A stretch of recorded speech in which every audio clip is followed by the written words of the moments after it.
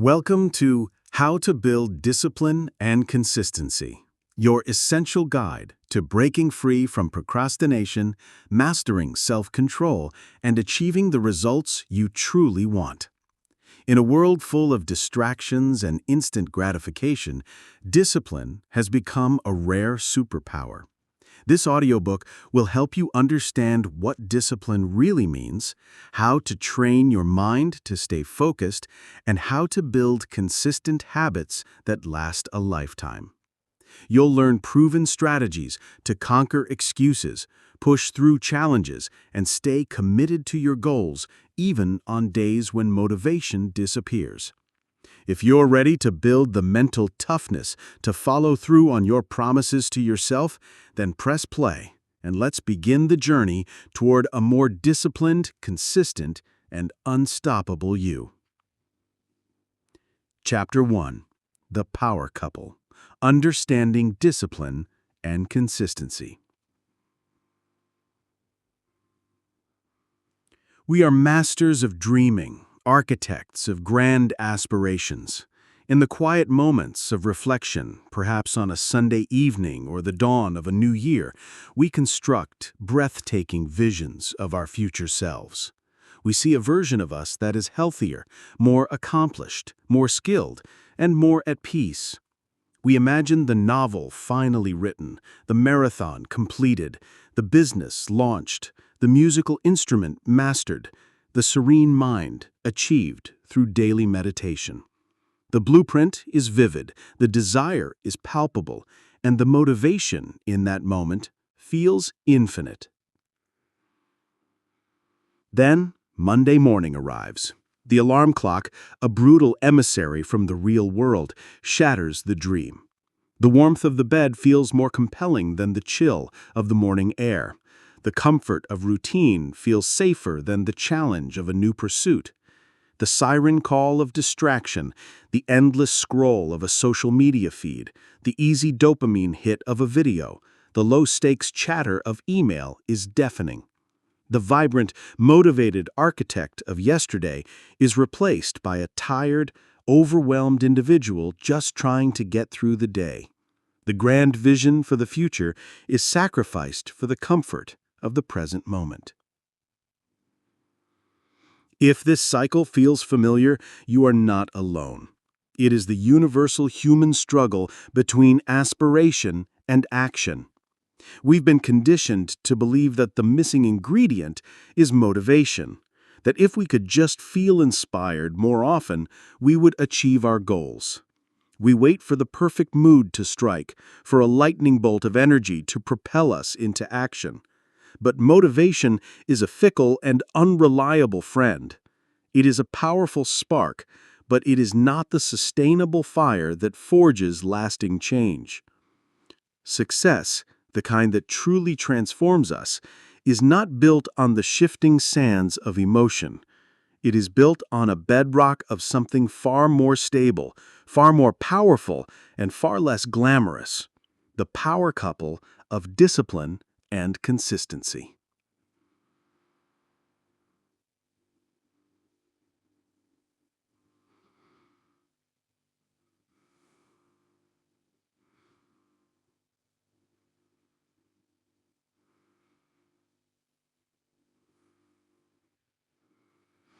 This book is built on a simple foundational premise. Discipline is the engine that starts the journey, and consistency is the road that leads to the destination. One without the other is a vehicle going nowhere. Together, they are the unstoppable force that turns your most ambitious dreams into your lived reality. Forget waiting for motivation. In these pages, you will learn to cultivate the far more dependable skills of showing up and following through. We will move beyond the why of your dreams and into the practical, actionable how of daily execution. Welcome to the beginning of your journey to becoming the architect, not just of your dreams, but of your actions.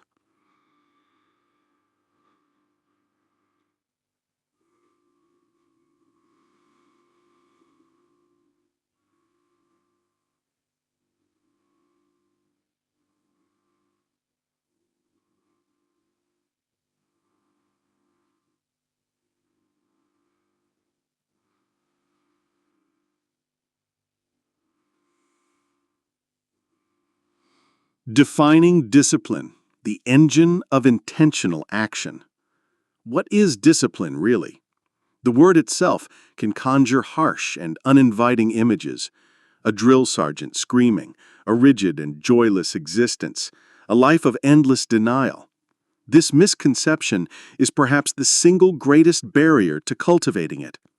We view discipline as a punishment we inflict upon ourselves, a restriction of freedom.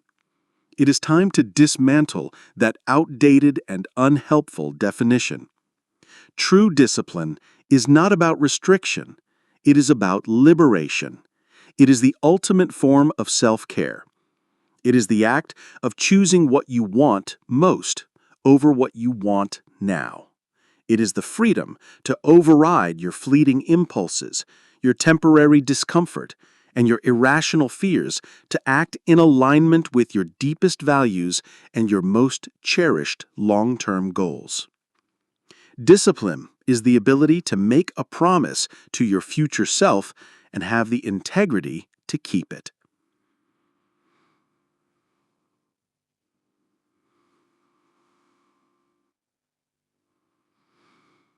Think of it as the engine of a car. An engine's purpose is to convert potential energy, fuel, into kinetic energy, motion. It doesn't care if it's a sunny day or a torrential downpour. It doesn't ask if the driver feels like going to work. Its function is to perform when engaged. Discipline is your internal engine. Your goals and values are the fuel. When you engage your discipline, you are converting the potential energy of your aspirations into the kinetic energy of action. The weather of your moods, the storms of self-doubt, the fog of fatigue, the drizzle of apathy becomes irrelevant. The engine works regardless. This internal engine operates on a crucial psychological principle: the separation of action from emotion. Our default state is to let our feelings dictate our actions. I don't feel like working out, so I won't do it. I don't feel creative, so I can't write. I feel anxious about that conversation, so I'll avoid it. Discipline introduces a powerful circuit breaker into this equation. It creates a space between feeling and action. And in that space, it inserts a conscious choice. The disciplined mind says, I acknowledge that I don't feel like working out, but I am going to do it anyway, because I am committed to my health. It says, I recognize this fear, but I will make the call because it is necessary for my growth. Cultivating this skill is not about becoming a robot, devoid of emotion. It is the opposite. It is about becoming the calm, conscious driver of your own life, capable of acknowledging your emotions without being hijacked by them. You let the feelings sit in the passenger seat. You can even listen to their concerns, but you never let them grab the steering wheel. This is the essence of personal power and the core function of discipline. Defining consistency, the unyielding power of compounding. If discipline is the powerful engine that initiates action, consistency is the meticulously paved road that allows you to travel great distances. An engine, no matter how powerful, is useless if it only fires for a few seconds before shutting off again. You might lurch forward a few feet, but you will never complete the journey. It is the steady, uninterrupted operation of the engine, day after day, that gets you to your destination. Consistency is the principle of showing up again and again and again. It is less glamorous than the heroic, white-knuckled force of discipline, but it is infinitely more powerful in the long run. It is the quiet, unassuming force behind every great achievement in human history. The masterpiece was not painted in a single, frenzied burst of inspiration. It was created through thousands of small, consistent brushstrokes. The scientific breakthrough was not the result of one eureka moment, but of years of consistent, often tedious, experimentation and research. The magic of consistency lies in a mathematical principle that governs the universe: the law of compounding. Albert Einstein is often quoted as having said, "Compound interest is the eighth wonder of the world. He who understands it earns it. He who doesn't pays it." While the quote's attribution is debated, its wisdom is undeniable. We typically associate compounding with finance, how a small sum of money with consistent interest can grow into a fortune over time. But the principle applies just as powerfully to our habits and efforts. Imagine you decide to get just 1% better at a skill each day. On day 2, you are 1.01 times better than you were on day 1. This seems insignificant. But if you maintain this consistency for a year, the compounding effect is staggering. That 1% daily improvement doesn't just add up, it multiplies. At the end of the year, you won't be 365% or 3.65 times better. You will be nearly 38 times better. Conversely, if you get 1% worse each day, you don't end the year at 0. The corrosive effect of negative compounding will wither your skills down to almost nothing. This is the hidden force that consistency unlocks. The single workout that you force yourself to do with discipline is good, but it's the consistency of working out 3 times a week for a year that transforms your body. The one page you write when you feel uninspired is a victory, but it's the consistency of writing 300 words every single day that produces a novel. Consistency is what builds trust with yourself. Every time you follow through on a small, planned action, you cast a vote for a new identity. You are not just meditating. You are becoming a meditator. You are not just eating a healthy meal. You are becoming a healthy person. These actions, when performed consistently, slowly but surely, reshape your self-perception. The identity shift from "I am someone who tries to be disciplined" to "I am a disciplined person" is the ultimate goal, and consistency is the only path to get there. The symbiotic relationship: why you cannot have one without the other. It is a common mistake to view discipline and consistency as interchangeable, or to believe that focusing on one is sufficient. The truth is that they are two distinct forces that exist in a deeply symbiotic relationship. They are the yin and yang of personal growth. To pursue one without the other is to set yourself up for failure. Discipline without consistency is the path of the New Year's resolutioner. This person uses a heroic burst of discipline in the first week of January. They overhaul their entire life overnight, hitting the gym for 2 hours a day, meditating, journaling, eating nothing but kale, and waking up at 5 a.m. Their discipline is admirable, but it's a supernova, incredibly bright and intense, but destined to burn out quickly. By February, the intensity has faded, the old habits have crept back in, and the gym membership card is gathering dust. They had the engine, but no road. They revved it to its limit and went nowhere. The effort was impressive, but ultimately ineffective because it wasn't sustained. On the other hand, attempting consistency without discipline is a fantasy. It's like wanting to drive a long, straight road without an engine in your car. You might tell yourself, "I'll just be consistent with my writing." But when the moment comes to write and you feel tired or uninspired, what force will you use to overcome that initial resistance? What will get you to the keyboard in the first place? You need the spark of discipline to initiate the action that you intend to make consistent. You need that initial push to overcome the inertia of inaction. This is how they work together, in a perpetual reinforcing loop. 1. Discipline initiates. You want to run. Your alarm goes off for your morning run. You feel tired and want to stay in bed. Discipline is the force you summon to say, "No, I am getting up." You put on your shoes and get out the door. 2. Action creates momentum. You complete the run. It might have been difficult, but you did it. You get a small sense of accomplishment. 3. Consistency builds the habit. The next day, the same scenario plays out. Again, you use discipline to overcome the initial resistance. You do this for a week. The act of getting up and running starts to become slightly more automatic.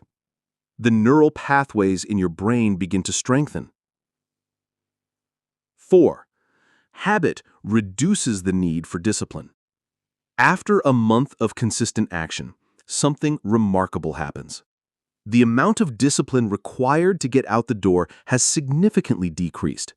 It is no longer a monumental battle of wills. It has become part of your routine. It's just what you do. The road of consistency has been paved, making the journey smoother. This is the beautiful synergy of the power couple. Discipline is the heavy lifting you do at the beginning of any new endeavor. Consistency is the process of turning that heavy lift into a lightweight, automatic habit. The ultimate goal is to use discipline to build a fortress of positive, consistent habits that run on autopilot, freeing up your finite disciplinary energy to tackle the next great challenge. They are not opponents. They are partners in the grand project of becoming the person you aspire to be. One provides the spark, the other fans the flame. Chapter 2. The Mindset Foundation. Your Inner Architect. In the last chapter, we defined our power tools: discipline, the engine of action, and consistency, the road to our destination. We have them laid out, gleaming and ready for use. But before a single shovelful of earth is moved on any construction project, a critical, often invisible phase must be completed: the blueprint. An architect does not simply walk onto a plot of land and start directing workers to build.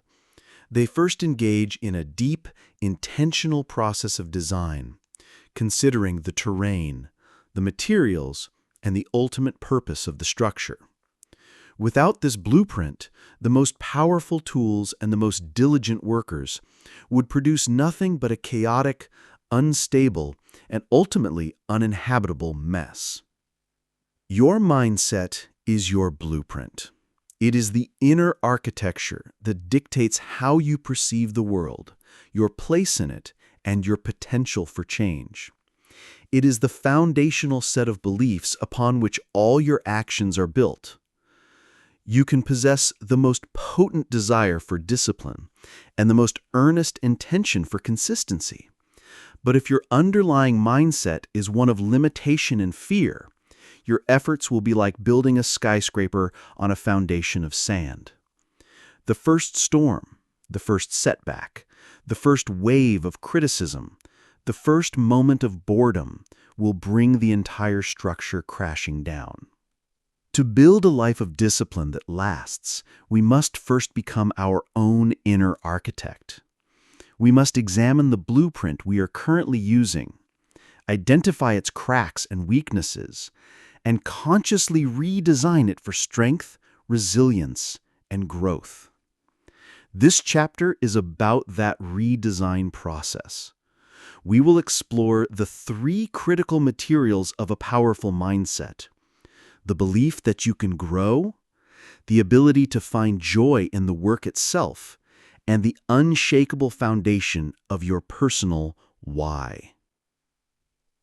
The blueprint's material: adopting a growth mindset. Imagine 2 people are given a new, incredibly difficult puzzle. The first person looks at the jumbled pieces and thinks, "I'm not good at puzzles.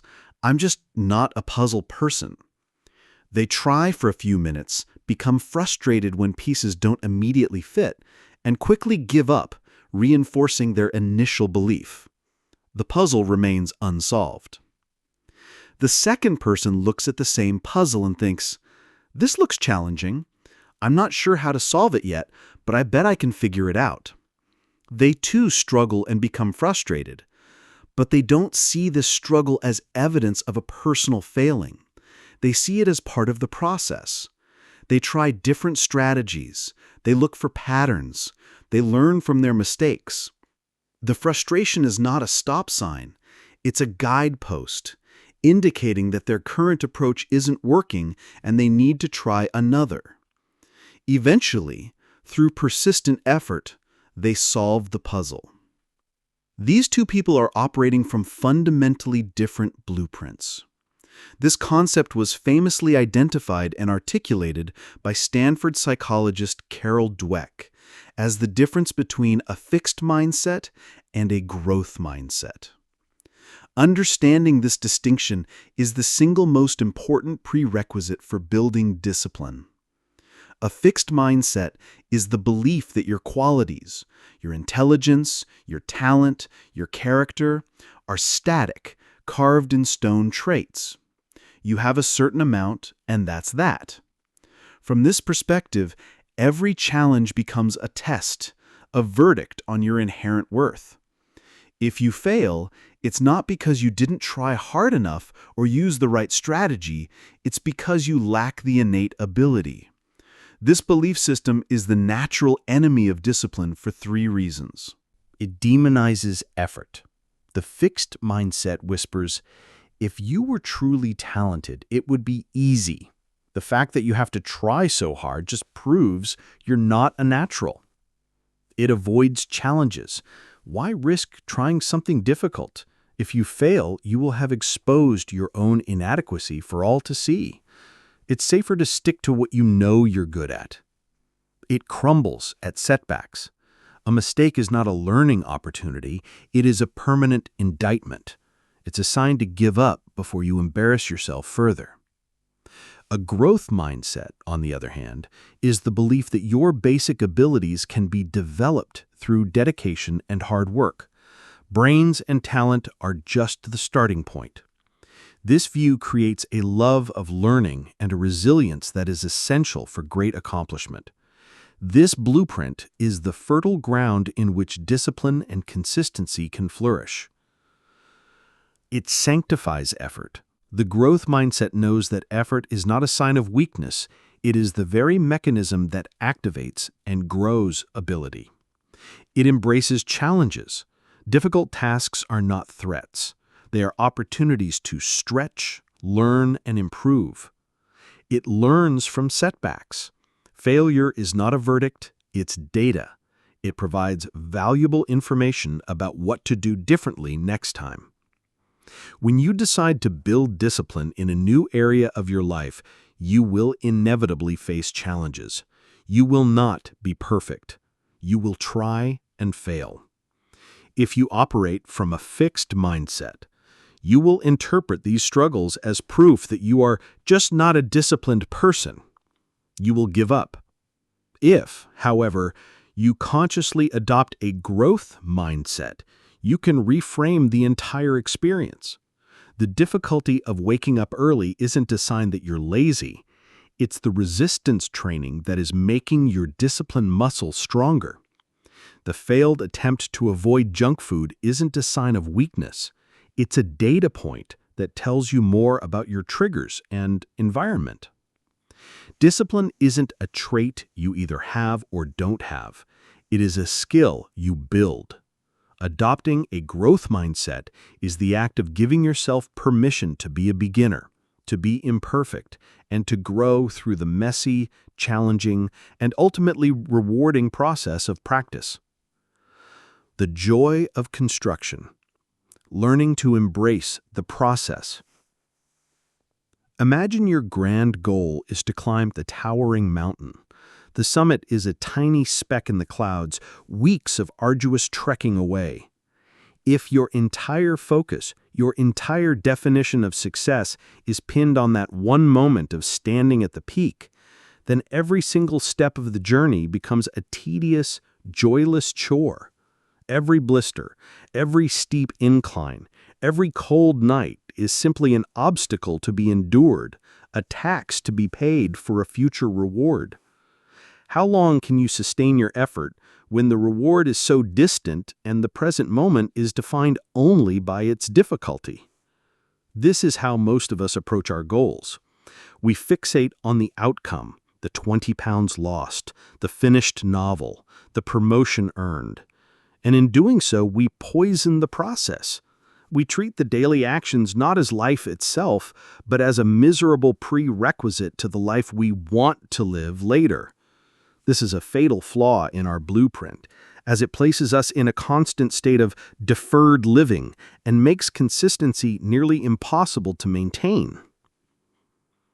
The secret of the world's most disciplined and consistent performers is that they fall in love with the process. They find satisfaction not in the distant destination, but in the daily act of walking the path. They learn to embrace the boredom, to find the rhythm in the repetition, to see the beauty in the daily grind. A professional writer doesn't just tolerate the act of writing to have a finished book. They learn to love the process of wrestling with a sentence until it's perfect. A dedicated athlete doesn't just endure the pain of training to win the medal. They learn to love the feeling of pushing their body to its limits, the simple, focused act of the training itself. They shift their focus from the outcome to the practice. How can you make the shift? You must re-engineer your personal reward system. You must learn to find satisfaction in the doing, not just the done. If your goal is fitness, stop focusing only on the number on the scale. Start focusing on the feeling of power during your last repetition, the cathartic release of a good run, the quiet pride of simply showing up when you said you would. Celebrate the action itself.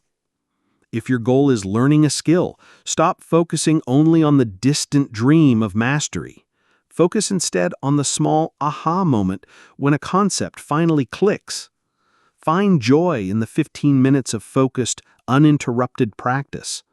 Reward yourself for the effort, not just the result. If your goal is a creative project, stop obsessing over the final product. Fall in love with the process of discovery, of organizing your thoughts, of placing one brick, one word, one brushstroke perfectly. When you embrace the process, you are no longer delaying gratification, you are finding gratification in the very acts that lead to your long-term goals. This transforms the journey from a grueling marathon of endurance into a series of rewarding daily walks. It makes consistency effortless because the action is no longer a chore you must force yourself to do, but a craft you get to practice. The building's foundation. Uncovering your why. A building can have the finest materials and the most beautiful design, but if its foundation is shallow, it will be the first to fall in an earthquake. Your why is your foundation. It is the deep, intrinsic, unshakable reason you are pursuing a goal. When the surface-level motivations, looking good for a reunion, proving someone wrong, a fleeting burst of New Year optimism, inevitably crumble, it is your why that will hold everything up. Motivation comes in two flavors: extrinsic and intrinsic. Extrinsic motivation is about external rewards or punishments. You work hard to get a bonus. You study to avoid failing a class. You eat healthy because your doctor told you to. Intrinsic motivation comes from within. You do something because it is inherently satisfying, because it aligns with your core values, because it is part of the identity you wish to build. Discipline fueled by extrinsic motivation is brittle. As soon as the external reward is removed or the threat of punishment disappears, the motivation evaporates. Discipline fueled by a deep, intrinsic why is resilient and enduring. It's the difference between a building held together with tape and one held together with reinforced steel. On the difficult days, and there will be difficult days when you are tired, discouraged, and bored, wanting to look good in a swimsuit will not be enough to get you to the gym. But being a vibrant, healthy, and energetic parent who can keep up with their children just might be. Wanting to make more money might not be enough to keep you working on your side business after a long day at your regular job. But building a life of freedom and autonomy for my family just might be. Finding your why requires moving beyond the surface-level goal and asking a simple, powerful question repeatedly. Why? This is a process of drilling down to the bedrock of your values. Let's walk through an example. The goal? I want to be more disciplined about waking up at 6 a.m. Why? So I can have more time in the morning. Why do you want more time? So I can work out and read before work. Why is it important to you to work out and read? Because working out gives me energy and makes me feel strong. Reading helps me learn and grow. Why do you value having energy, feeling strong, and learning? Because when I have those things, I am less stressed and more confident. I am a better partner, a more patient parent, and more effective at my job. Why is being a better partner, parent, and professional important to you? Because I believe my purpose is to contribute positively to the lives of my family and my community, and to realize my own full potential. That is who I want to be. Suddenly, the mundane act of setting an alarm clock is no longer about forcing yourself out of a warm bed. It has been transformed. It is now a foundational act of becoming the person you truly want to be. It is an act of integrity, a daily vote for your ideal self. Before you proceed to the next chapter and begin laying the first bricks, you must do this work. Take out a piece of paper. Write down your primary goal and ask why at least 5 times. Drill down until you hit something that resonates deep in your core. Chapter 3. The Blueprint for Action. Setting Clear and Achievable Goals. The inner architect is now on site. With the foundation of a growth mindset and a deep understanding of your why, the most critical groundwork has been laid. You understand the terrain of your own mind and the purpose of the structure you intend to build. Now it is time to move from the abstract to the concrete. It is time to draw the plans. A builder who begins without a detailed blueprint is not a builder. They are simply a person making a mess. They might have the best tools and the strongest materials, but without a clear, guiding plan, their energy will be scattered, their efforts will be contradictory, and the resulting structure will be a testament to chaos rather than intention. This chapter is about drawing that blueprint. We will translate your vague, beautiful dreams into concrete, actionable plans. Most people live their lives with a set of hazy, undefined aspirations floating in their minds. They want to get in shape, be more productive, learn an instrument, or be happier. These are not goals. They are wishes. They are clouds of desire with no shape and no substance. Action requires a target. Discipline needs a direction. This chapter will provide you with the architectural tools to give your wishes a sharp, defined edge, transforming them from someday dreams into right-now plans. The enemy of action, the paralyzing curse of vague goals. Before we learn how to set goals effectively, we must first diagnose why our previous attempts have so often failed. The primary culprit is vagueness. Consider these common aspirations. I want to get in shape. I want to be more productive. I want to write a book. I want to save more money. These seem like admirable and worthy objectives. Yet they are silent killers of ambition. Why? Because they offer no clarity. Your brain, a remarkably efficient machine, is wired to conserve energy.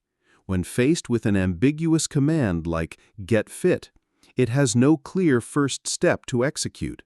Does get fit mean going for a walk, joining a CrossFit gym, changing your diet, hiring a personal trainer? The sheer number of possibilities is overwhelming.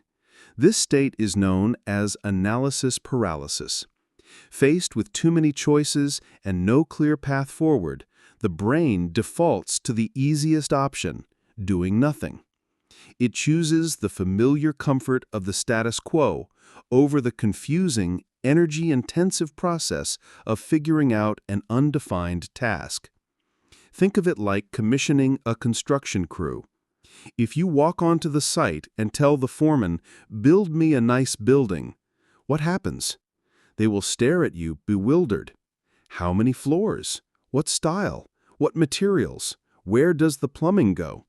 They cannot lay a single brick without a specific plan. Your mind is that construction crew. It needs specific instructions. Vague goals are the equivalent of wishing for a building to appear. Specific goals are the architectural drawings that allow you to build it brick by brick. Until you can define exactly what you want to achieve and what the finish line looks like, you will remain stuck in the wishing phase, forever waiting for the right time to start a journey with no map.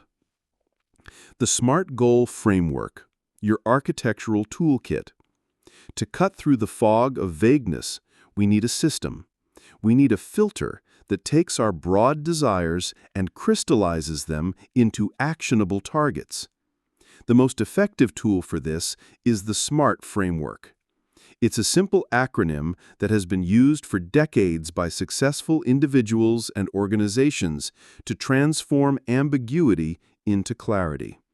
It forces you to define your goals with a level of precision that makes action the next logical step. We will treat each letter as an essential tool in our architectural kit. S. Specific. Your goal must be precise and unambiguous. To make a goal specific, you must answer the W questions. What exactly do I want to accomplish? Why is this goal important? This connects to your foundation in Chapter 2. What is involved? Where will this be done? Which resources or limitations are involved? Let's transform a vague goal. Vague. I want to get in shape. Specific. I want to lose 15 pounds of body fat and be able to run for 30 minutes without stopping. I will do this by going to my local gym and following a structured running and weightlifting program. This is important to me because I want to increase my energy levels and feel more confident. M. Measurable. You must be able to track your progress and know exactly when you have reached the finish line. A measurable goal answers the question, how will I know when it's accomplished? Measurement provides feedback, which is critical for maintaining momentum. It tells you if your plan is working and allows you to celebrate small victories along the way. Vague. I want to be better at managing my finances. Measurable. I will build an emergency fund that covers 3 months of my essential living expenses, totaling $9,000. I will track my progress each month in a spreadsheet. A. Achievable or attainable. This is a crucial reality check. Your goal should stretch you, but it must not be so fantastical that it demoralizes you from the start. A goal of running a marathon next month when you currently don't run at all is not a goal. It's a recipe for injury and failure. This isn't about limiting your ambition. It's about properly sequencing it. The art is to set a goal that is just outside your current comfort zone, forcing you to grow, but still within the realm of possibility. Unachievable. I will write my 300-page novel by the end of this month, if you haven't started. Achievable. I will write the complete first draft of my novel, approximately 80,000 words, within the next 6 months. R. Relevant. Does this goal truly matter to you? Does it align with your core values and the person you want to become? This is where your blueprint connects to your foundation. There is no point in applying immense discipline to climb a ladder that is leaning against the wrong wall. If you set a goal to get a promotion in a career field you despise, the lack of intrinsic motivation will eventually sabotage your efforts. The goal must feel important and meaningful. It has to be your goal, not a goal you think you should have based on societal or family expectations. Irrelevant. I will learn to play the violin because my parents always wanted me to. Relevant. I will learn to play the guitar because expressing myself through music is a deep personal desire, and I want to be able to play songs for my friends around a campfire. T. Time-bound. A goal without a deadline is a daydream. A deadline is what separates a vague wish from a concrete plan. It creates a sense of healthy urgency and prevents the universal human tendency to procrastinate. The phrase, "I'll do it one day," really means, "I'll do it no day." A specific time frame forces you to plan backward and allocate your time and resources effectively. Vague. I want to learn Spanish. Time-bound. I will achieve a conversational B1 level in Spanish as defined by the CEFR framework by my trip to Barcelona on July 1st next year. By putting your desires through the rigorous SMART filter, you transform them. You take a blurry, out-of-focus photograph and bring it into sharp, high-definition clarity. The path forward is no longer a mystery. From mountains to molehills, the power of systems and micro-goals. So you've done it. You have a beautiful, specific, measurable, achievable, relevant, and time-bound goal. For example, I will write the complete 80,000-word first draft of my science fiction novel by December 31st. This is a fantastic blueprint, but for the builder on the ground, even a great blueprint can look intimidating. An 80,000-word novel is a mountain. Staring at the peak from the bottom can be paralyzing. The secret to climbing any mountain is to stop looking at the summit and focus entirely on the next step in front of you. This is the practice of breaking your macro goal down into a micro goal, or better yet, a process-based system. A goal is the outcome you want to achieve, the finished novel. A system is the process you follow that will lead to that outcome, your writing habit. James Clear, in his book Atomic Habits, argues for focusing on your systems over your goals. Winners and losers often have the same goals. It is the commitment to the process that separates them.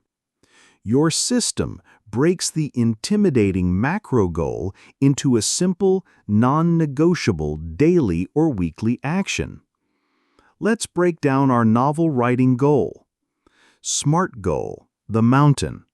Write an 80,000-word first draft by December 31st. System, the path.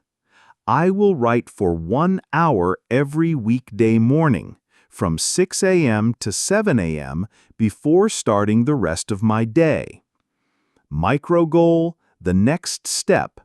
Tomorrow morning at 6 a.m., my only job is to open my laptop and write for 60 minutes.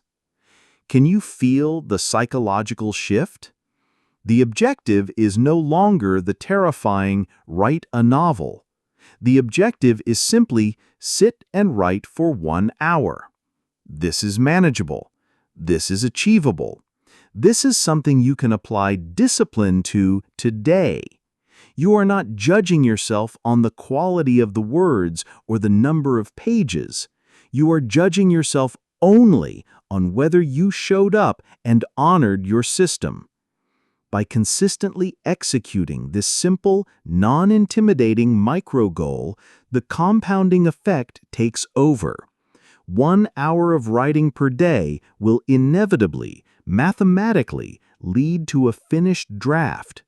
You conquer the mountain not by a heroic leap to the summit, but by taking one simple, repeatable step over and over again. This system is the ultimate bridge between your grand plan and your daily action. Conclusion: from blueprint to foundation. This chapter has been about the crucial act of architectural design. We have moved from the formless ether of desire to the concrete reality of a plan. By rejecting vagueness and embracing the SMART framework, you give your energy a clear target. By breaking that target down into a daily system, you make action not only possible, but probable. You now have your why from the foundations of your mindset, and you have your what from the blueprint of your goals. You have done the essential intellectual and emotional work. Now, with your plans in hand, you are ready to walk onto the construction site, pick up your tools, and lay the first brick. Chapter 4: The Art of the Starts: How to Initiate and Automate Habits. The blueprint is finalized. The foundation is solid. Your architectural plans, meticulously crafted using the SMART framework, are clear and compelling. Your system of micro-goals has broken the intimidating mountain down into a series of manageable steps. And yet here we stand at the most critical and often most difficult moment of the entire project, laying the first brick. The materials are stacked, the workers are ready, but a powerful, invisible force holds everything in place: inertia. An object at rest stays at rest. This is a fundamental law of physics, but it is also a fundamental law of human behavior. The life you are living right now, your current routines, your comfortable patterns, your familiar loops of action, has a powerful gravitational pull. To break free from this orbit and initiate a new behavior requires a significant, deliberate burst of energy. This initial act is often where the entire project of self-improvement fails. We stare at the heavy, perfectly formed brick of our new habit, and the sheer effort required to lift it and set it in place feels overwhelming. So we put it off. We'll start tomorrow, or next week, or after this big project is over. This chapter is dedicated to overcoming that initial inertia. It is the practical guide to the art of the start. You will learn that the secret to building discipline is not about summoning superhuman willpower for every single action. Instead, it's about becoming a master of behavioral engineering. It's about understanding the mechanics of how habits form, and then using that knowledge to make the act of starting so laughably easy, so frictionless, that doing it becomes easier than not doing it. We are going to stop trying to force the heavy brick into place and instead learn how to give it a gentle, effortless nudge that gets it rolling. The engine of autopilot: understanding the habit loop. Before we can build new habits, we must understand how our current ones operate. Up to 40 to 50% of our daily actions are not conscious decisions, but habits. Your brain is a master of efficiency. When it recognizes a recurring pattern of problem and solution, it works to automate the process to save mental energy. This automation process is known as the habit loop, a concept brilliantly detailed by Charles Duhigg in The Power of Habit. This three-part neurological loop is running constantly in the background of your life. 1. The cue. This is the trigger that tells your brain to go into automatic mode and which habit to use. A cue can be anything: a specific time of day, the 3 p.m. slump; a location, sitting on your couch; an emotional state, feeling stressed or bored; the preceding action, finishing a meal; or the presence of other people, seeing a friend who smokes. 2. The routine. This is the behavior itself, the physical, mental, or emotional action you take. It can be complex, like driving your route to work, or simple, like biting your nails. This is the part of the habit we tend to focus on changing. 3. The reward. This is the payoff. The reward is what satisfies the craving created by the cue and tells your brain, hey, this loop worked. Let's remember it for the future. The reward could be a physical sensation, the sugar rush from a cookie; an emotional shift, the temporary relief from anxiety after checking your phone; or a mental satisfaction, like finding an interesting tidbit on social media. Chapter 4. The Art of the Starts: How to Initiate and Automate Habits. The blueprint is finalized. The foundation is solid. Your architectural plans, meticulously crafted using the SMART framework, are clear and compelling. Your system of micro-goals has broken the intimidating mountain down into a series of manageable steps. And yet here we stand at the most critical and often most difficult moment of the entire project: laying the first brick. The materials are stacked, the workers are ready, but a powerful, invisible force holds everything in place: inertia. An object at rest stays at rest. This is a fundamental law of physics, but it is also a fundamental law of human behavior. The life you are living right now, your current routines, your comfortable patterns, your familiar loops of action, has a powerful gravitational pull. To break free from this orbit and initiate a new behavior requires a significant, deliberate burst of energy.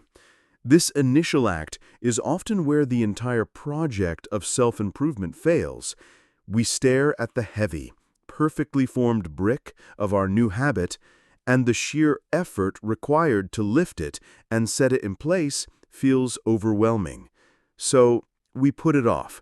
We'll start tomorrow, or next week, or after this big project is over. This chapter is dedicated to overcoming that initial inertia. It is the practical guide to the art of the start. You will learn that the secret to building discipline is not about summoning superhuman willpower for every single action. Instead, it's about becoming a master of behavioral engineering. It's about understanding the mechanics of how habits form, and then using that knowledge to make the act of starting so laughably easy, so frictionless, that doing it becomes easier than not doing it. We are going to stop trying to force the heavy brick into place and instead learn how to give it a gentle, effortless nudge that gets it rolling. The engine of autopilot: understanding the habit loop. Before we can build new habits, we must understand how our current ones operate. Up to 40 to 50% of our daily actions are not conscious decisions, but habits. Your brain is a master of efficiency. When it recognizes a recurring pattern of problem and solution, it works to automate the process to save mental energy. This automation process is known as the habit loop, a concept brilliantly detailed by Charles Duhigg in The Power of Habit. This three-part neurological loop is running constantly in the background of your life. 1. The cue. This is the trigger that tells your brain to go into automatic mode and which habit to use. A cue can be anything: a specific time of day, the 3 p.m. slump; a location, sitting on your couch; an emotional state, feeling stressed or bored; the preceding action, finishing a meal; or the presence of other people, seeing a friend who smokes. 2. The routine. This is the behavior itself, the physical, mental, or emotional action you take. It can be complex, like driving your route to work, or simple, like biting your nails. This is the part of the habit we tend to focus on changing. 3. The reward. This is the payoff. The reward is what satisfies the craving created by the cue and tells your brain, hey, this loop worked. Let's remember it for the future. The reward could be a physical sensation, the sugar rush from a cookie; an emotional shift, the temporary relief from anxiety after checking your phone; or a mental satisfaction, like finding an interesting tidbit on social media. Consider the all-too-common habit of procrastinating with your smartphone. The cue might be feeling the mental strain of a difficult task at work, an emotional state. This cue triggers a craving for distraction and relief. The routine is to pick up your phone and open a social media app. The reward is the flood of novel information and easy dopamine hits, which temporarily distract you from the discomfort of the difficult task. Because the reward was effective, the next time you feel that cue, your brain will automatically push you toward the same routine. The loop is now stronger. To build a new positive habit, we don't need to fight this system. We need to leverage it. We must consciously design a new loop. We need to choose a clear cue, define a specific routine, and deliver a satisfying reward. The following 2 strategies are the most powerful and practical ways to do exactly that. The golden key, the 2-minute rule. Your goal is to read more, so you decide you'll read for 30 minutes every night before bed. On the first night, you're motivated and you do it. On the second night, you're tired, and the thought of committing to 30 minutes of focused reading feels like a chore. The inertia is too strong. You skip it. The habit is dead before it ever had a chance to live. The problem wasn't the goal, it was the scale of the initial routine. We must shrink the routine. This is the magic of the 2-minute rule, a concept from James Clear's Atomic Habits. When you start a new habit, it should take less than 2 minutes to do. You don't aim for the full habit. You aim for the absolute simplest starting ritual. Read 30 minutes every night becomes read 1 page. Run 3 miles becomes put on my running shoes and step outside.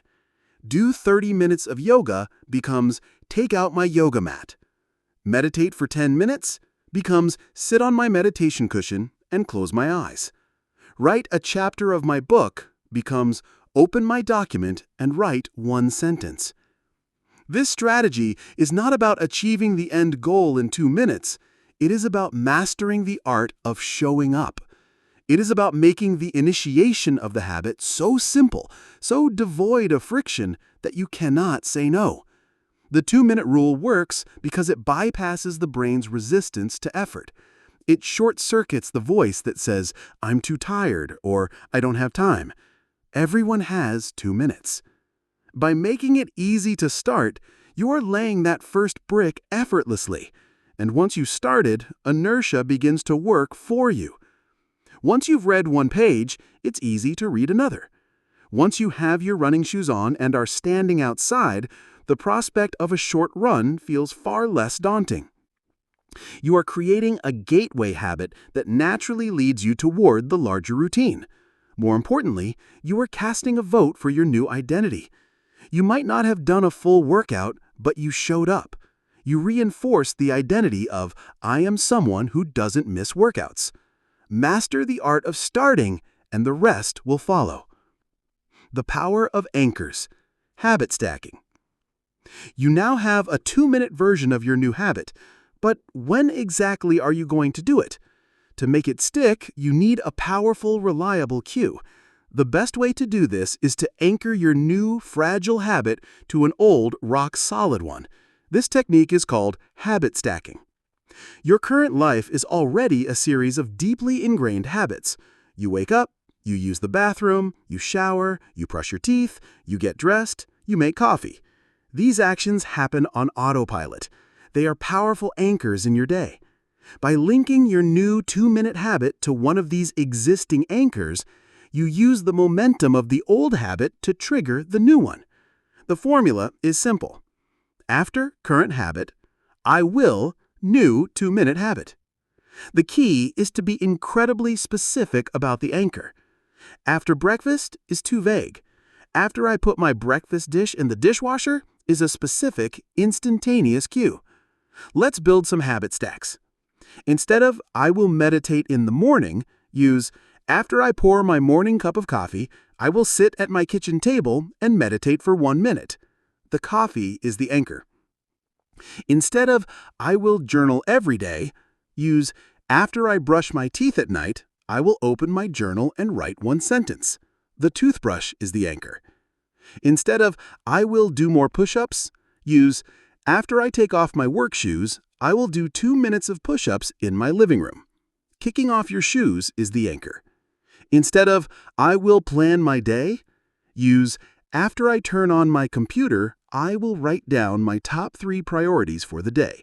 The computer booting up is the anchor. Habit stacking provides your new habit with a dedicated time and place in your life. It removes the ambiguity of I'll do it later. Later never comes, but your morning coffee always does. By piggybacking on established routines, you are integrating your new desired behavior into the very fabric of your day, making its execution a natural next step rather than an isolated, effortful decision. Conclusion: engineering the effortless start. Discipline is not a brute force attack on your own laziness. It is a strategic campaign of behavioral design. This chapter has given you the core tactics for that campaign. By understanding the cue, routine, reward loop, you become aware of the forces already shaping you. By applying the 2-minute rule, you shrink your desired routine to a size that bypasses resistance. And by using habit stacking, you anchor that tiny routine to a reliable moment in your day. This is how you lay the first brick without straining your back. You make it small, and you put it right next to a brick that is already firmly in place. You are no longer relying on the fickle emotion of motivation. You are relying on a well-designed system. You are an engineer of your own actions. You have mastered the art of the start. And tomorrow, your system will cue you to do it again. This is how the wall begins to rise. Chapter 5. Designing your environment for success. Imagine for a moment that you are a ship's captain.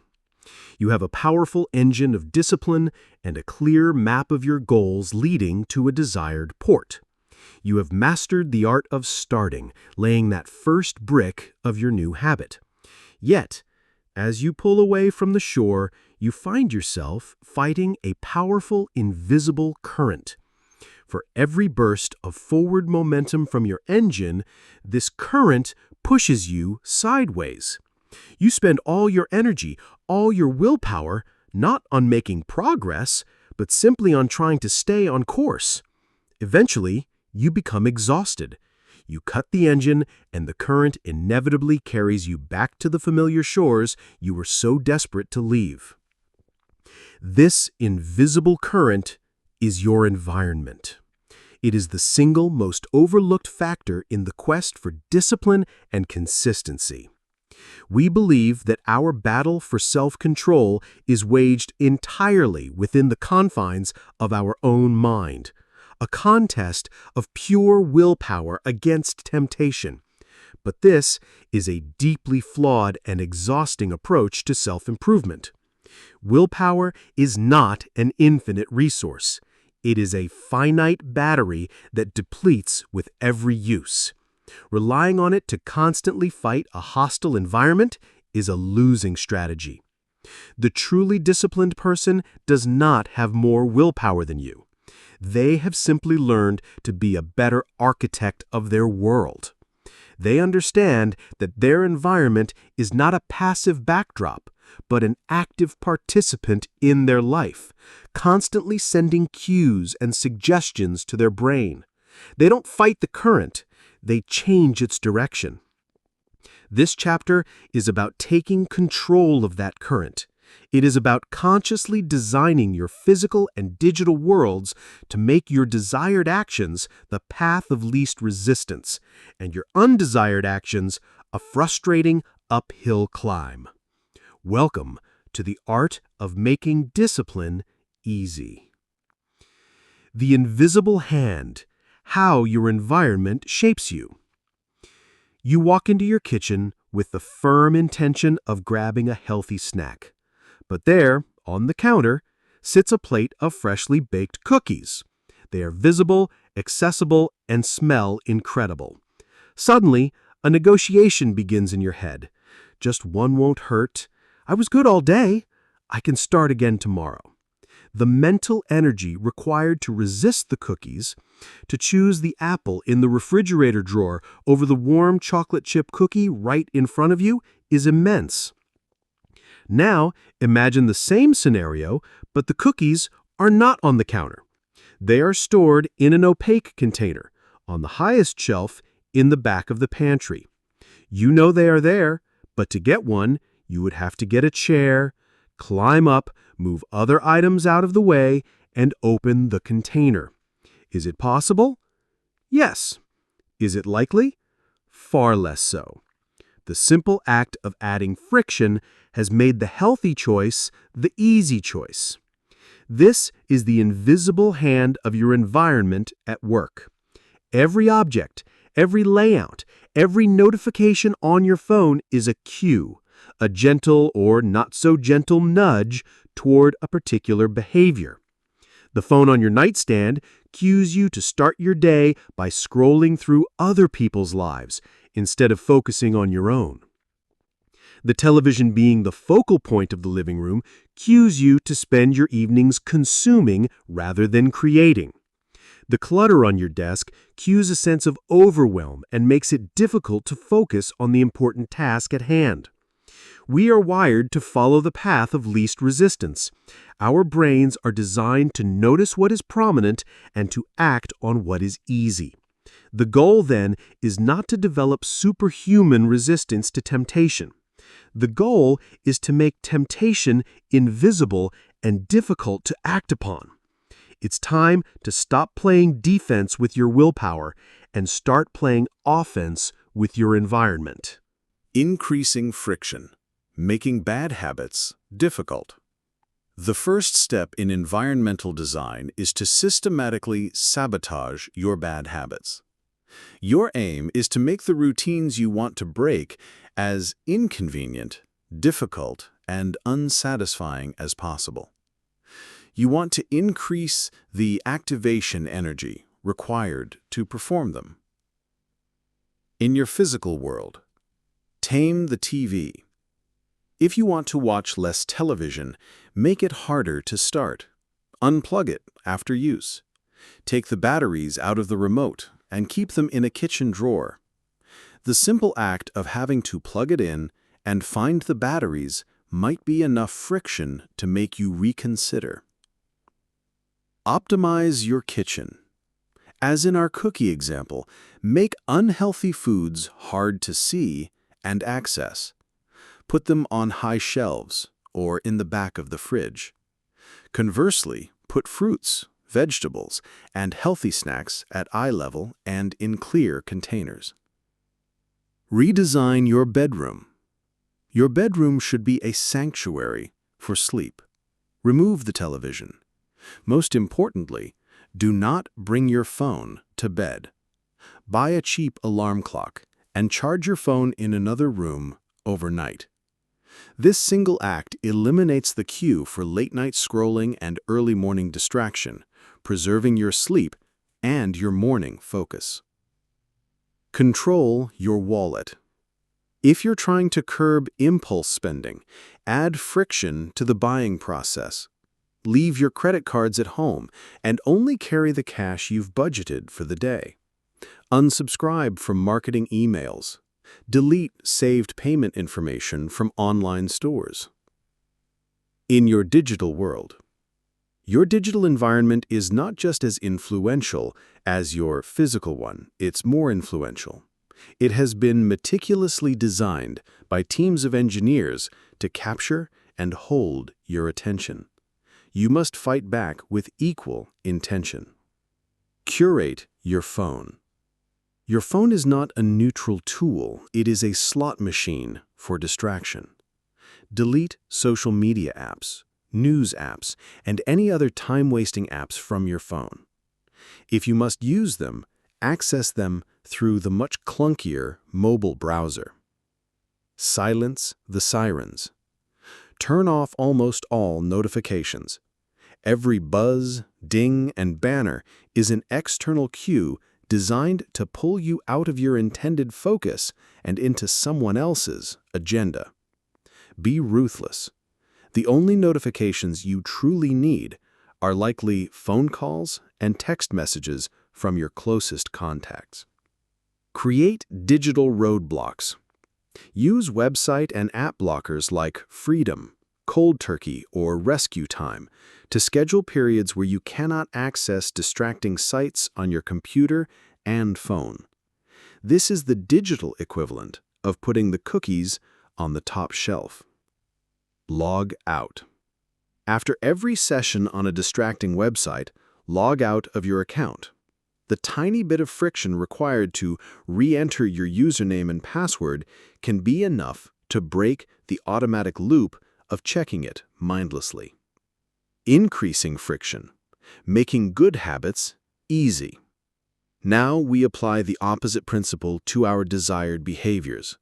We must pave a smooth, downhill path to our good habits.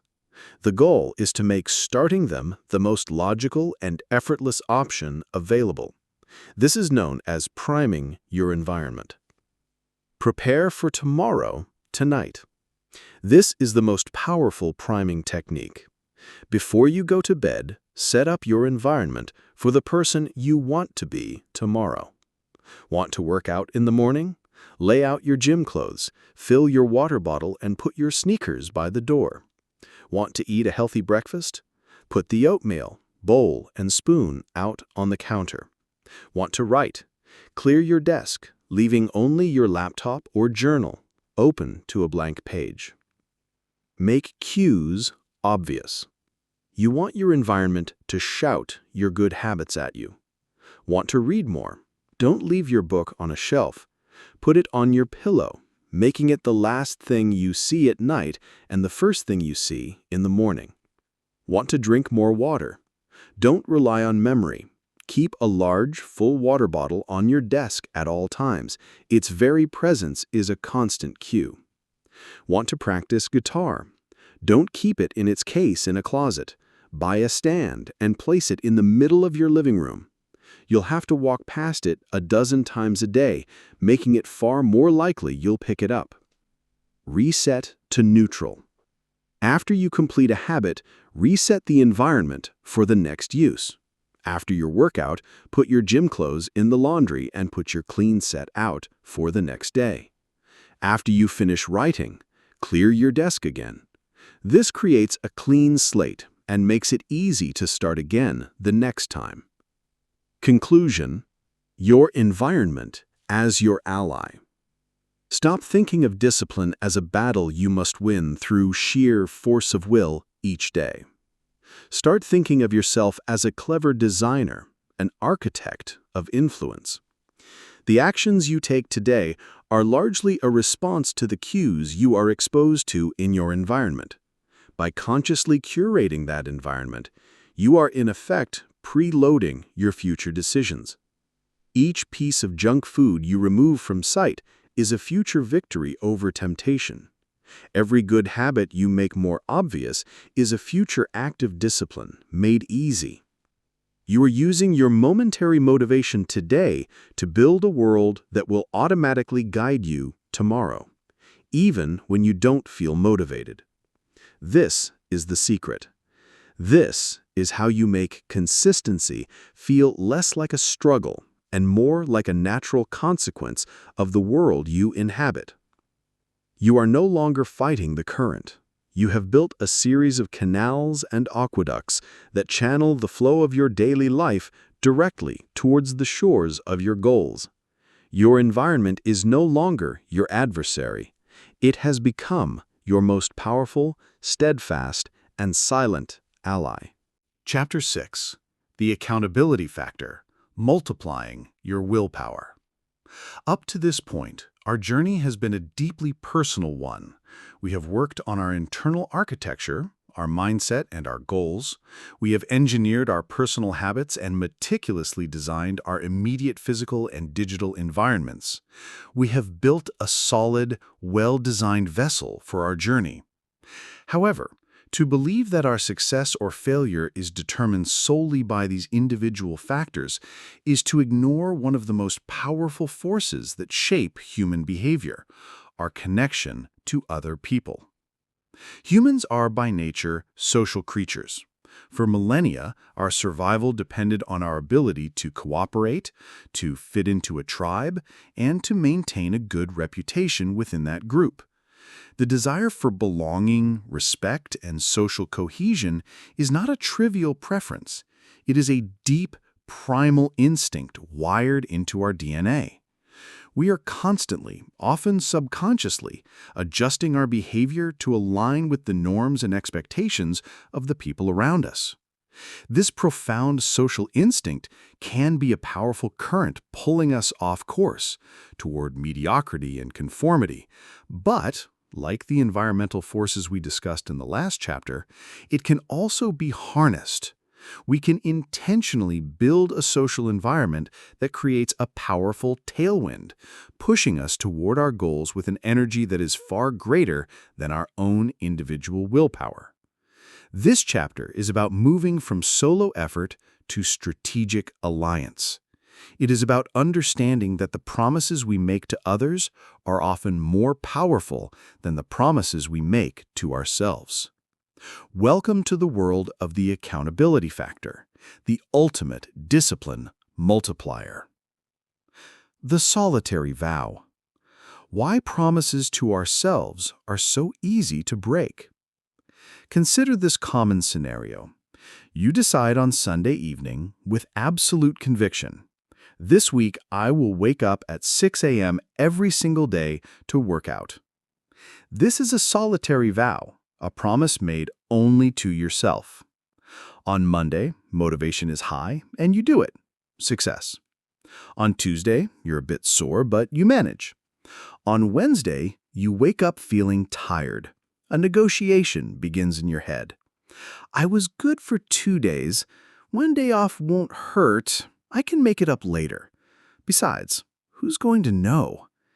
There is no social cost to breaking this promise. No one will be disappointed. No one will call you out. The only person you have to justify your failure to is yourself, and we are masters of self-justification. You hit the snooze button, the vow is broken. Now, imagine a slight variation on this scenario. On Sunday, you text a friend. Hey, I'm serious about getting back in shape. I'm going to work out at the gym every weekday at 6:30 a.m.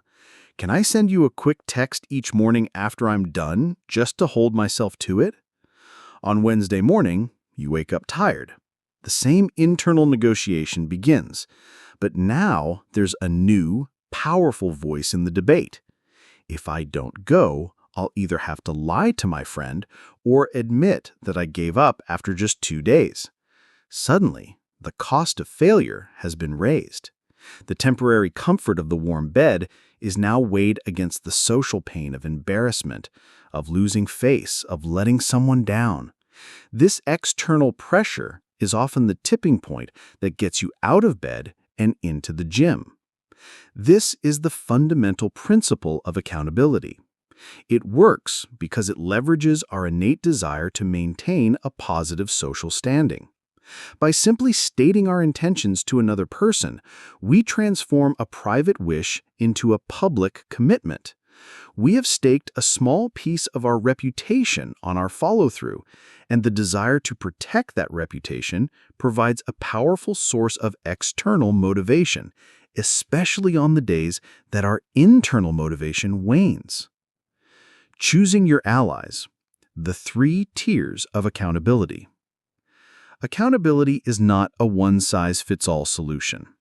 There are different levels of intensity and structure, and you can choose the one that best fits your personality and your specific goal.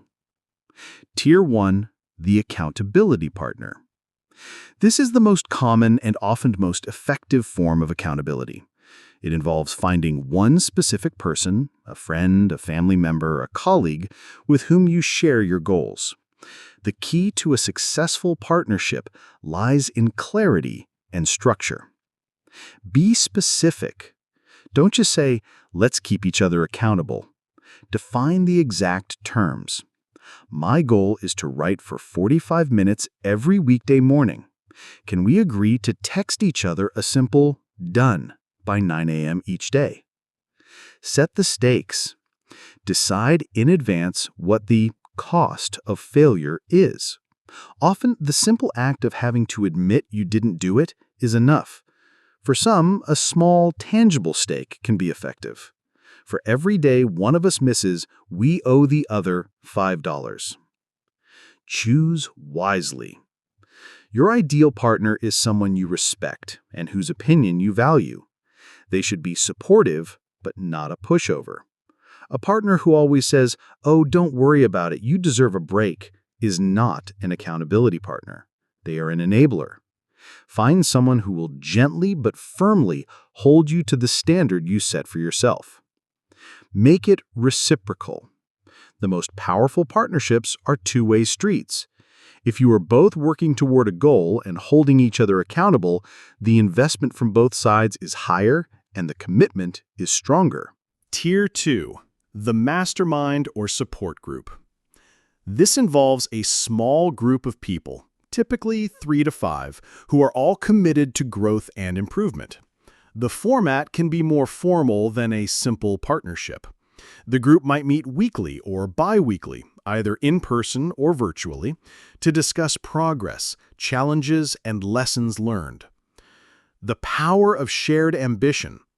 Being in a group of like-minded individuals creates a powerful sense of identity. If everyone in your group is pushing themselves, it normalizes ambition and raises your personal standards. You absorb the group's ethos. Collective wisdom. When you hit a roadblock, you are no longer relying solely on your own problem-solving skills.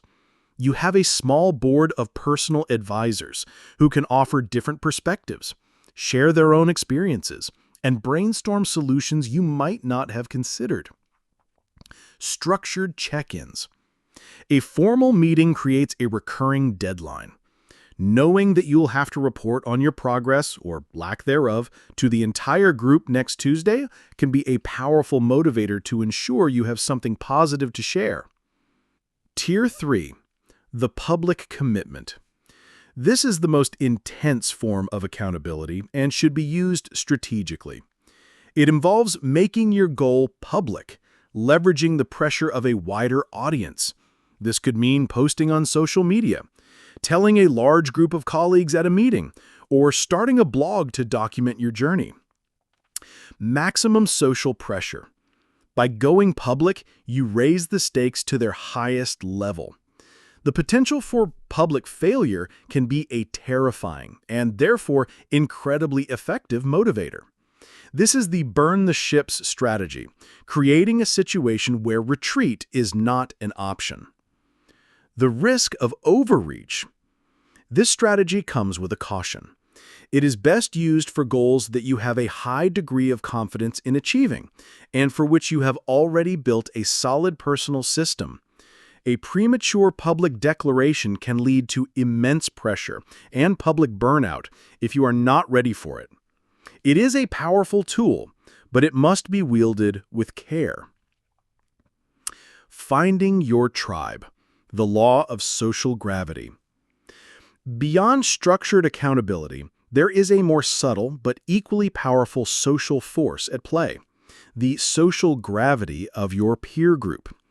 The writer and speaker Jim Rohn famously said, "You are the average of the 5 people you spend the most time with." This is the law of passive social influence. Your peer group creates a set of unspoken norms. If your friend's normal weekend involves binge-watching TV and ordering takeout, that behavior will feel normal and acceptable to you. Resisting it will require effort. If your friend's normal weekend involves hiking, discussing books, and working on side projects, that behavior will feel normal. Conforming to this standard will feel natural. Building discipline is exponentially harder when you are constantly fighting the social gravity of your primary peer group. It is far easier to change your habits when you are surrounded by people for whom your desired habits are already their normal. This does not necessarily mean cutting ties with old friends. It means consciously expanding your circle. It means actively seeking out people who embody the traits you wish to cultivate. Want to get fit? Join a running club or a group fitness class. Want to read more? Join a book club. Want to start a business? Go to industry meetups and networking events. By intentionally spending more time in these environments, you gradually shift your own definition of normal. The discipline you seek becomes less of a struggle against the grain and more of a natural alignment with the expectations and behaviors of your new tribe. Conclusion. Discipline is a team sport. We began this journey by focusing inward, but we now see that lasting change requires us to look outward as well. Relying solely on your own willpower is like trying to win a championship single-handedly. It's possible in theory, but exhausting and improbable in practice.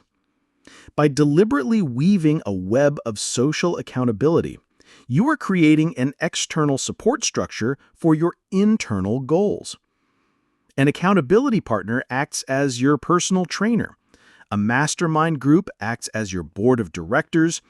Your wider peer group acts as the subtle but powerful culture that shapes your everyday choices. You are no longer alone in your fight against inertia and temptation. You have allies. You have stakeholders. You have a tribe's expectations that elevate your own.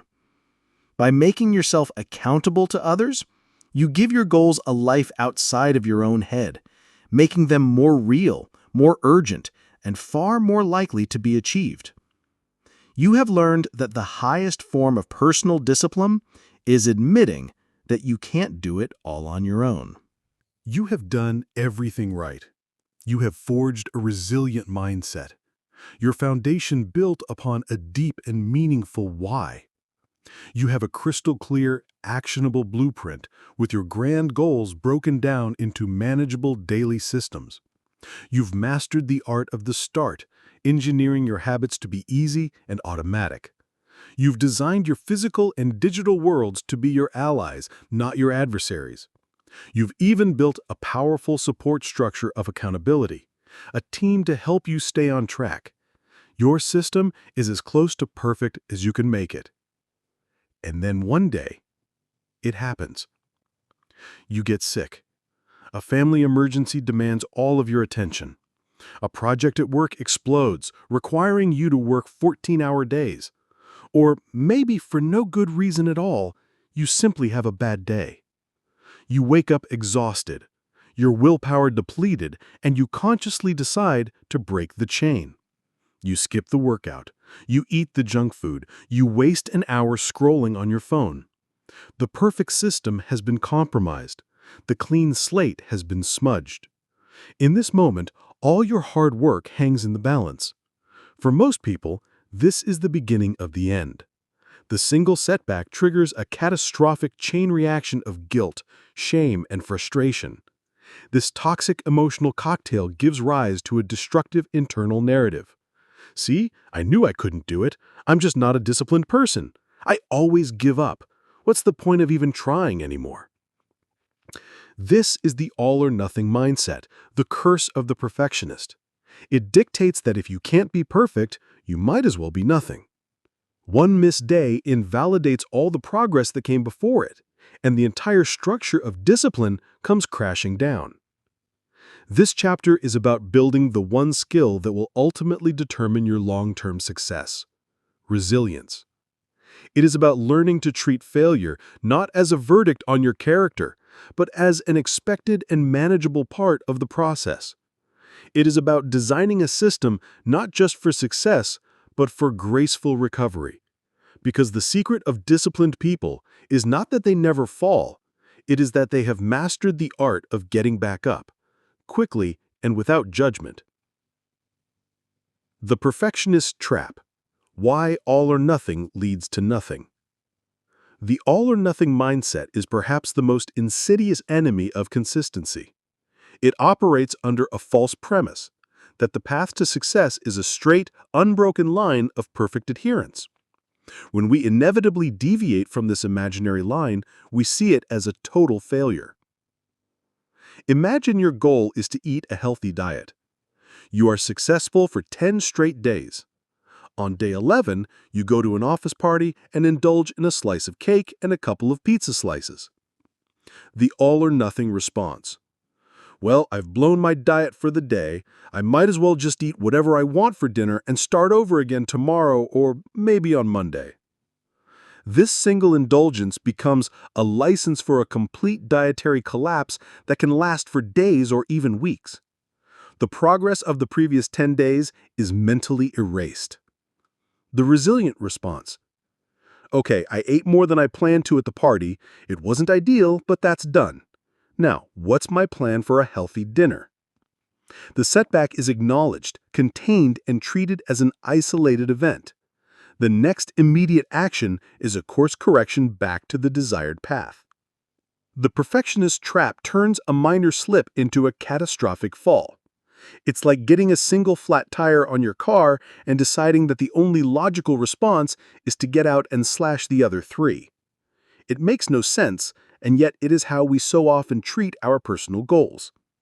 The key to escaping this trap is to redefine what it means to be consistent. Consistency is not about being perfect. Consistency is about not letting one mistake turn into 2. This brings us to the single most important rule for long-term consistency, a concept popularized by James Clear. Never miss twice. This simple maxim is your emergency protocol for when you fail. It is your lifeline. One missed workout can be an accident, a fluke, an anomaly. 2 missed workouts in a row is the beginning of a new undesirable habit. The first miss is forgivable. The second miss is a conscious choice to abandon the path. The never miss twice rule provides a clear, simple, and non-judgmental path back to your routine. It shifts your focus away from the guilt of the first mistake and immediately onto the urgency of the next opportunity. You missed your writing session this morning? Your only priority now is to make sure you write tomorrow morning. You ate a pint of ice cream last night? The most important thing is that your very next meal is a healthy one. You skipped your meditation? Don't beat yourself up. Just make sure you sit for 1 minute today, even if it's right before you fall asleep. This rule is powerful because it contains the damage. It prevents the downward spiral. It acknowledges that life is messy and unpredictable. Sickness, travel, and emergencies will happen. Perfection is impossible, but getting back on track at the very next opportunity is almost always possible. Adhering to this rule is what separates the amateur from the professional. Amateurs let a bad day derail their entire week. Professionals have a bad day, accept it, and show up again tomorrow no matter what. Make "never miss twice" your mantra. Write it down. Put it where you can see it. It is your ultimate insurance policy against the corrosive effects of perfectionism. The power of self-compassion, your ally in recovery. When you have a setback, your instinctive reaction might be to berate yourself. You might call yourself lazy, weak, or undisciplined. We often believe that this kind of harsh self-criticism is necessary for motivation, that if we are hard on ourselves, we will be more likely to do better next time. But research consistently shows the opposite is true. Harsh self-criticism is deeply demotivating. It triggers feelings of shame and hopelessness, which in turn lead to avoidance. If trying and failing makes you feel terrible about yourself, why would you want to try again? It feels emotionally safer to simply give up. Self-compassion is the antidote. It is not about making excuses or letting yourself off the hook. It is about treating yourself with the same kindness, concern, and understanding that you would offer to a good friend who had just experienced a similar setback. Dr. Kristen Neff, a leading researcher in this field, identifies 3 core components of self-compassion: mindfulness versus over-identification, acknowledging your negative feelings without being swept away by them. You notice your disappointment. I feel frustrated that I skipped my workout, without concluding, I am a total failure. Common humanity versus isolation. Recognizing that setbacks, struggles, and personal inadequacies are part of the shared human experience. You're not the only person in the world who has ever skipped a workout. This realization combats the isolating feeling that you are uniquely flawed. Self-kindness versus self-judgment. Actively comforting yourself and being understanding about your imperfections. It's the inner voice that says, "It's okay. You had a really stressful day. Let's focus on what you can do now to get back on track," instead of the voice that says, "You're pathetic. You have no self-control." When you combine the "never miss twice" rule with a dose of self-compassion, you create a powerful system for recovery.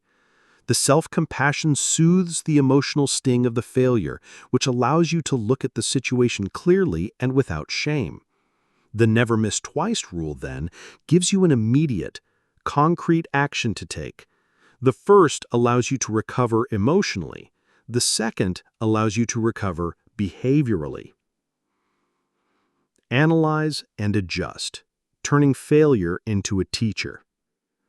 Once the emotional dust has settled and you are back on track, you have one final crucial task: learning the lesson.